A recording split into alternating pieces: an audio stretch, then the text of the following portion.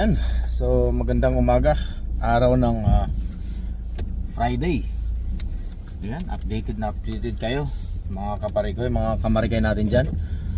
Ay update na update ang ating mga fans at tagapagpanood kung anong nangyayari sa atin ngayon. Ayan. So araw na Friday, 5:30 AM. Then 5, 6, 7, 8 PM naman sa Pilipinas. At ito na naman ang kalagayan ngayong araw.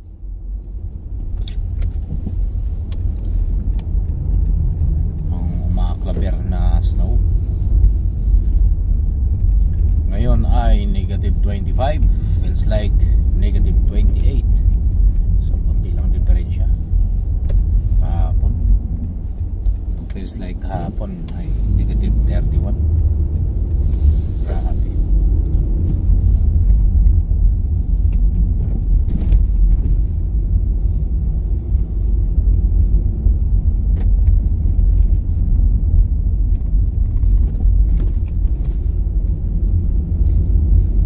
Ayan. So papasok pa lang tayo.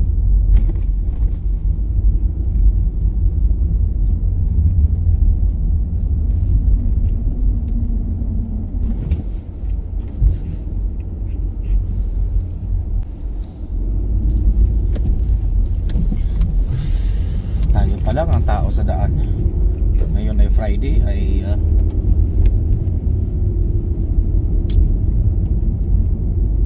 masaya na ang mga tao pag Friday dito sa Canada. Dahil ang Friday sa kanila ay isang kumbaga pang-at-ease nila sa buhay at trabaho. So makapag-unwind na sila, lahat ng pwede nila magawa sa dalawang araw na yon. Dami nila pwedeng gawin, sabik na sila sa mga bagay-bagay.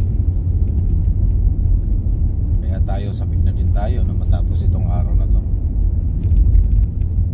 Dahil yan yung mga pinaka hahantay sa lahat, ang matapos ang week.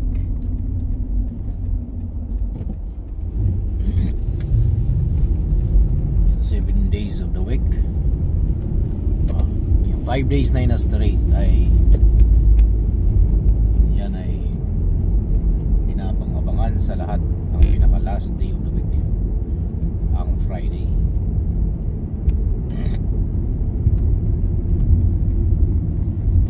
Ayan. Medyo madulas, parang kaka-script lang nila. Ayan. Yan ang bus ngayon, missing na ang bus ngayon.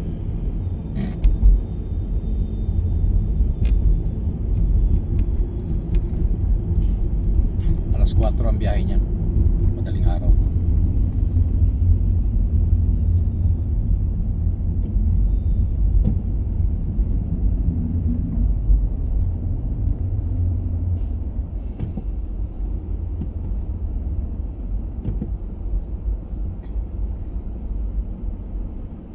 Ayan.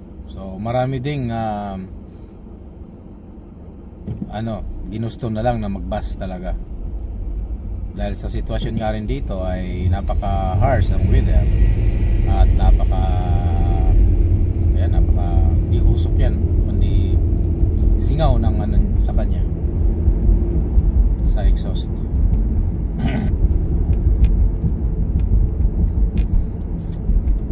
Ayan, mas marami pang ang iba ay mas pinili na nilang mag-bus, lalo na yung mga ang lapit lang ng bahay. Ang bahay ay along highway lang. Yan, mostly na pinili nila.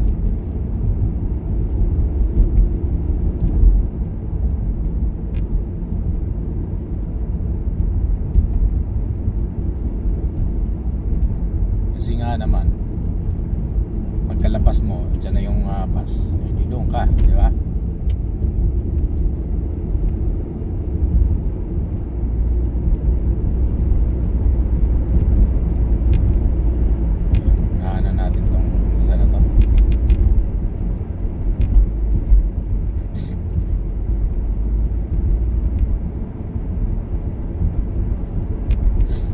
Yan, wala nang lane dito sa kalsada. At ang tanging lane na inaabangan, tinitingnan mo at sinusundan mo ay itong dinadaanan ng sasakyan na lang. Yan na lang ang pagitan na yan. Ayan. Kasi wala talaga yung lane na yan.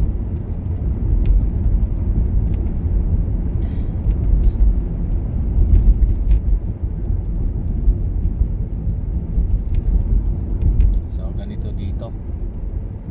Para kayong pag nagda-drive kayo, di kaya naglalakad kayo, ay parang ghost town ang nilalakaran nyo. Para kayong nandun sa apocalypse o di kaya The Walking Dead. Alam mo yun, yung mga wala talagang tao. Ganon katahimik. Imagine mo yun, walang nagiinuman sa kalsada, walang tambay-tambay na mga hold up. Ganyan, di ba? Kasi nga ano nga dito, lamig, di ba? Ano kaya yun? Paano kaya yun kung sa Pilipinas yung ganito, no? Malamig na ngayon sa Pilipinas. Ano kaya, mag-evolve din siguro ang mga Pilipino. May hold upan pa rin kaya? Pagka ganun, no? May hold upan pa kaya nangyayari. Tapos meron din kaya magtatagay-tagay sa labas na negative 25. Meron kayong lasing din na pagulong-gulong na lang sa gilid dyan.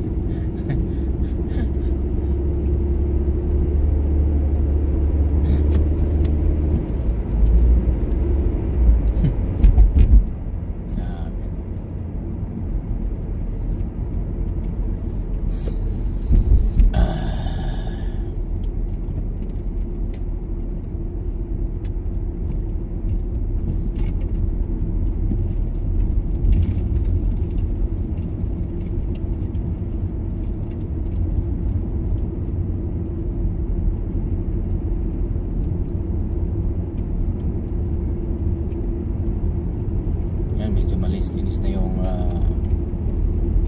kalsada, pero huwag ka, yan ay madulas yan pag ganyan. Yan, ganyan madulas yan. Ayan mo to, walang kalin-lane yan. Talagang bubulusok talaga tayo kasi ang bibilis na dito ng sakyan.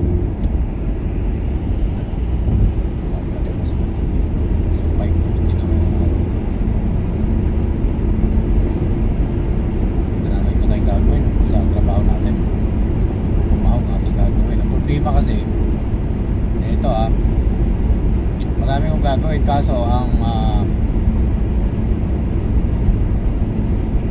mga product na gagawin ko ay nandun sa labas at kahapon hindi ko mahugot-hugot dahil negative 31 nga, sobrang lamig at may stock ako doon dahil puno ng snow yung feedings, mga elbow. Lamig nun, bakal yan. Lamig.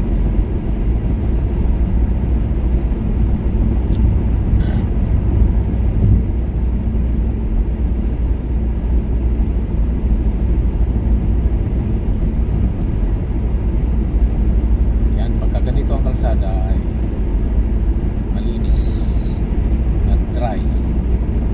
Yan, ibig sabihin yun ay hindi madulas.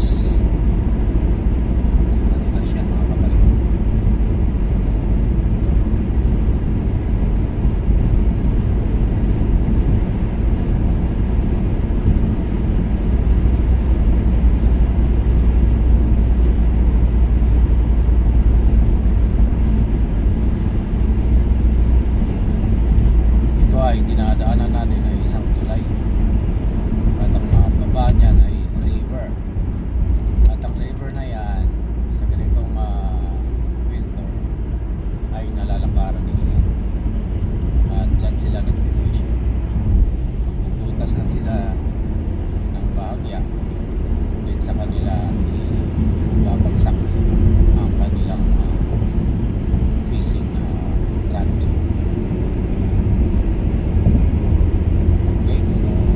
Sistema nila dito kapag mamimig, lalakad sila sa may ice. Yan, kahit sasakyan niya dyan hindi lulubog, sobrang kapal sa ilalim, gumagalaw yan. Alam nyo kasi, ang ice ay nasa ibabaw lang yan. Kahit anong klaseng yan, tubig, ang ice ay nasa ibabaw lang lagi. Okay? Sa ilalim yan. Kaya magtataka kayo, paano nabubuhay yung mga isda? Frozen yung tubig. No, hindi. Nasa itaas lang ang ice niyan. Sa baba niyan ay tubig. So lumulutang lang ang build up ng ice sa itaas na tubig. Kaya ang isda, kasi ilalim ng tubig yan ay mainit yan. Mainit yan. Andun yung singaw. Kaya yung isda nabubuhay. At bukod doon, kaya build up ng ice sa itaas. Dahil sa hangin. Ayan. Pag may hangin, ang build up ng ice ay mapafrozen talaga. Pag walang hangin, ayan, dahil nang sa ilalim ng tubig, dagat, o river, wala namang hangin yun doon. So hindi siya frozen yun. Yun na yun sa itaas lang kung saan nandun siya sa moisture.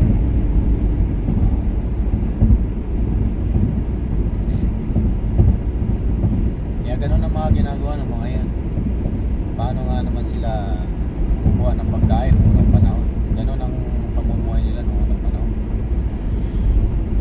Yung mga Eskimo, mga igloo, tsaka yung mga native dito, ganun ang ginagawa. So punta yan sila sa river, sa lake, malalaking lake, kasi dito ang mga pinakamalalaking lake. Nasa Canada ang mga pinakamalalaking lake. Nakala mo dagat, pero hindi talaga, lake talaga. Ayan. Tapos magbubutas yung mga yan, tatayo ng tent. Yan ang experience natin next time, kasi hindi ko pa na-experience din since na matagal na rin ako dito. Arang ayaw ko kasi dahil kasama ko yung gusto ko, ako lang kasama ko partner siguro, pero yung kasama kong pamilya ko ay matataputin yung si Mia, matataputin kasama ko yung bata, kasi mamaya iniisip kasi mga yan na bigla kang bumagsak papunta sa baba, which is hindi bira lang ganun nangyari. Kung nakakaapa ka lang ng siguro nakakaapa ka ng may butas na, yan ang delikado, na nakaapa ka na binutasan na nila, at pinambutas nila niyan ay parang grind, ice ogre. Tapos minsan dala nila, minsan ay yung maliit na chainsaw. Yan, chainsaw na yan ginagamit lang ng butas doon. Gagawa sila ng pang square na butas doon sa ice build up sa river. Then lagayan na nilang fishing rod, mga ilang fishing rod na nila. Uhulog lang nila, may isda. Ang mga isda niyan ay mga trout at saka yung mga salmon. Depende sa atang di pa ako kumuha pa ng license ng ng fishing. Wala akong oras yan ang experience natin, yung mag-fishing tayo, para panibagong segment naman natin para buhay Canada ang nagaganap. Yan, kuha ako ng license para sa fishing. Yan ang gagawin natin sa summer. Sa summer yan natin gagawin.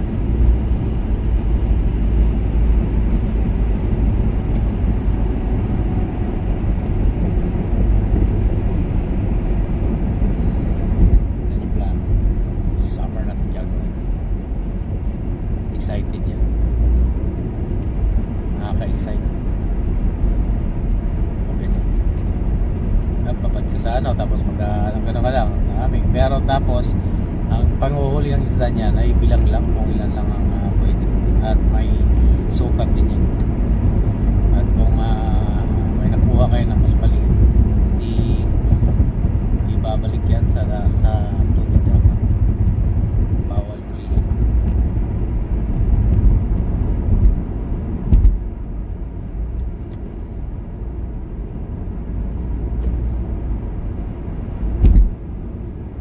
Bawal ulihin ang hindi akmang timbang, akmang measurement.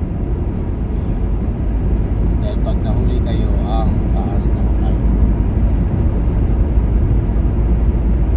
Ang penalty niyan ay talagang tumataginting. Nakapirahan. Suspended pa yung physics license. Ganun katindi dito. Kaya maraming isda. O kahit siyang maraming isda sa part ng sa mga lake nila. Kasi kabilang lang ang pwede mo ulihin. Diba? Grabe.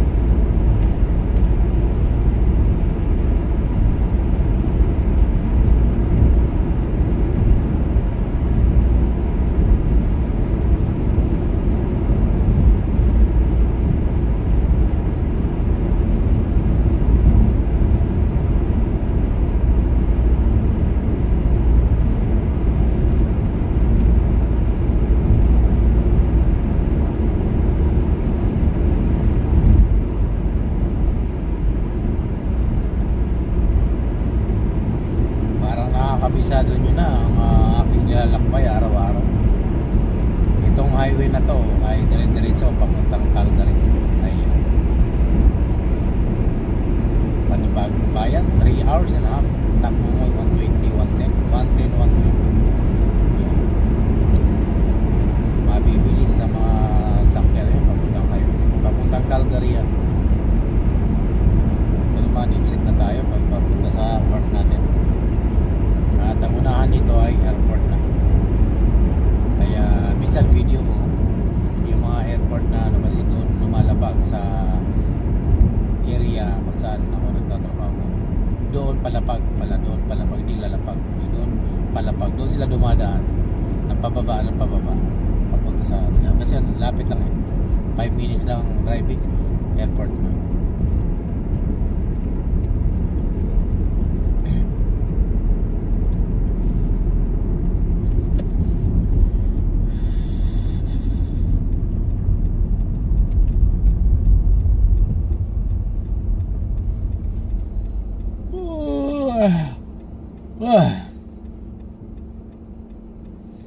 Yan ang mahirap kapag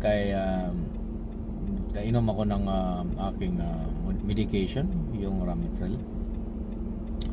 Yung medication na yan, side effect niyan ay after mo talagang minom yan ay drowsiness talaga ang abot mo. Antuking ka. Yan. Kaya ako minom na kaagad. Dahil hassle minsan kasi pag nandun ako sa trabaho minsan nakakalimutan ko. Bawal kasing makalimutan yung wala, anong nangyari nito? Nangyari niya at napunta siya dyan, wrong way siya. Kita niyo yan? Wrong way yan. Ano nangyari? Bakit nakabalanda siya doon?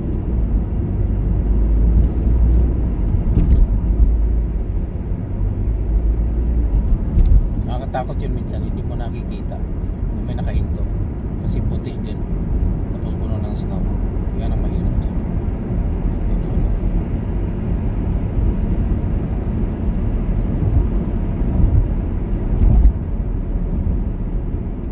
Lipat. Galing.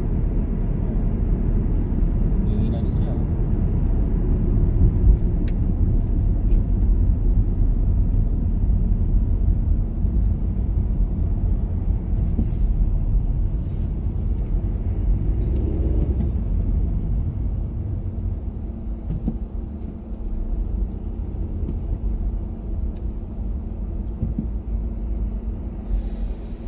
Ayan, yung plate number niyan.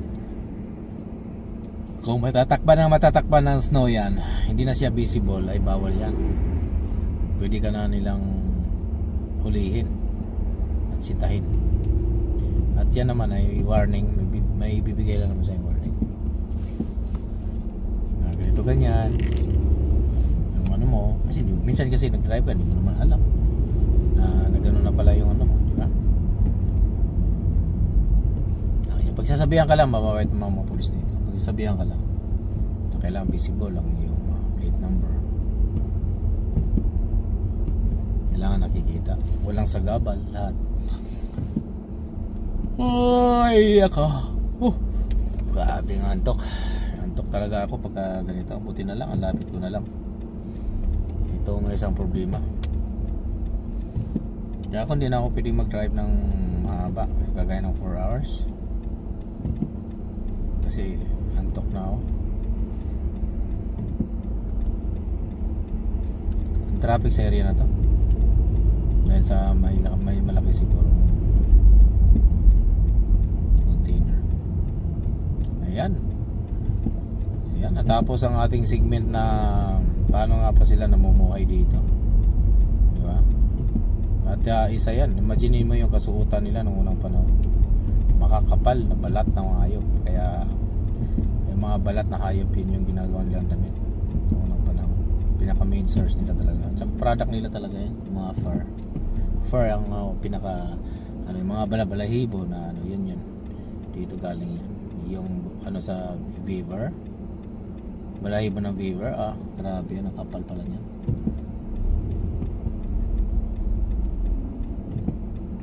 Magagaling silang gumawa ng ganun, buong ano yun.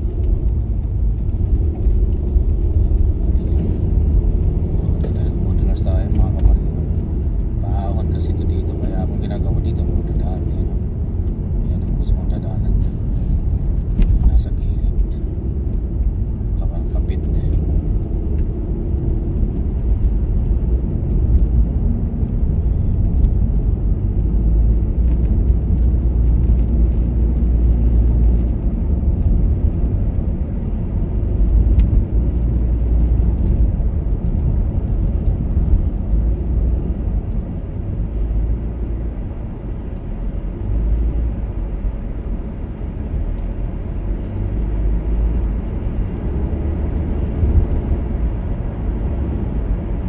Kaya sa mga may mga bahay dyan, mga single houses, yan ang isa sa pinoproblema nila, yung mag-shovel sila na mag-shovel, everything shovel nila yan, nililisan nila yung gilid niya, kasi kung hindi, magagalitan sila ng government.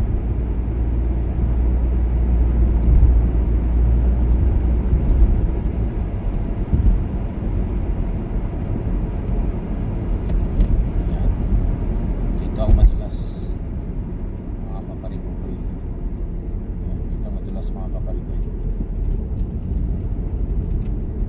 dandaan lang tayo dito lagi, malimit, may diskrasyon dito, hindi nila alam na matulas. Diretso ka niyan sa may barrier na yan, warak ka din yan. Nasa industrial area na tayo. Sa industrial area na ito, walang mga bahay-bahay dito, syempre puro industrial yan. Sa area na ito, dito yung Amazon yan, lahat yan.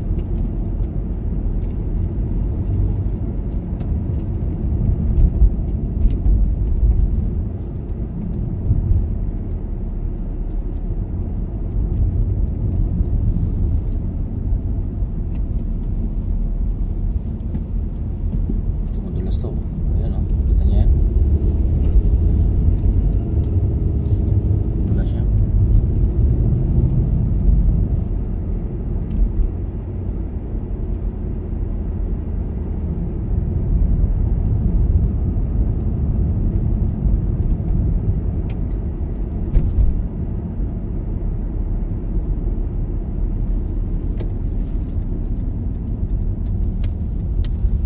Yan, dito na naman tayo.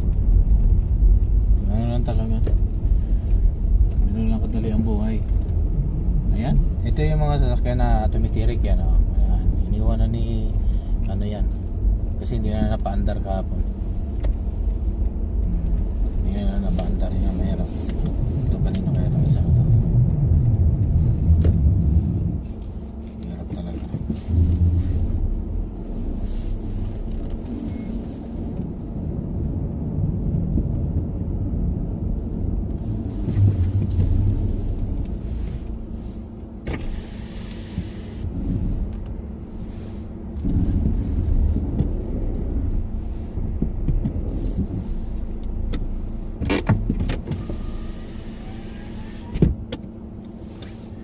Ayan. So dito na naman tayo. Ayan. Dito na naman natapos. Ayan. Labas muna tayo para pang pa-aquaber ng ating video. At syempre inat-inat ng konti. Ayan. Yung paligid. Ito yung paligid natin mga kaparikot. So